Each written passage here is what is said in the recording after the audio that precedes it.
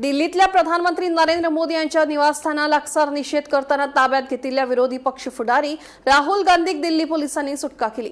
ताब्यात घेतलेल्या हेर विरोधी फुडाऱ्यांकूय उपरांत प्रियंका गांधी वाड्रा सयत सुटका जाली। This morning I went and met the Speaker of the Lok Sabha and I said to him that it was important that we be allowed to debate what happened to the students the day before.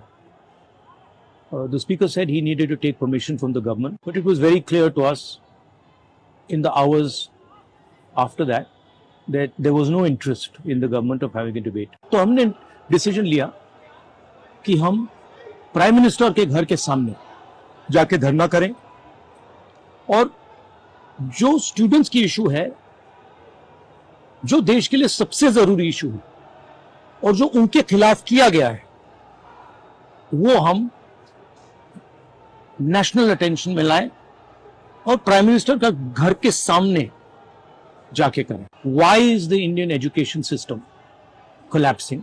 Why are papers leaking? Why is education so expensive in India?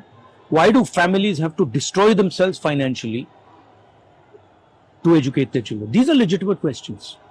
And there's absolutely nothing wrong with asking these questions. Students की मांगे हैं, पहला धर्मेंद्र प्रधान और अमित शाह का resignation, दूसरा कि students को जिन्होंने मारा है, जिन्होंने ह्यूमिलिएट किया है, उन पर एक्शन लिया जाए और जो भी स्टूडेंट्स पर केसेस हैं उनको हटाया जाए। फाइनली पूरी ऑपोजिशन चाहती है कि ये जो इशू है, देश का सबसे बड़ा इशू है, इस पे कल लोकसभा में, राज्यसभा में डिबेट हो और हम अपनी बात रख सकें।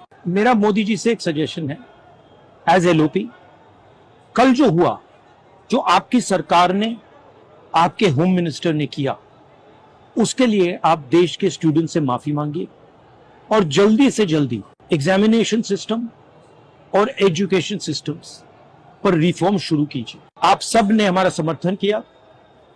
सारे लोग जो स्टूडेंट्स की इशू के लिए लड़ रहे हैं, एक साथ लड़ रहे हैं, मैं आप सबका दिल से धन्यवाद करता हूं।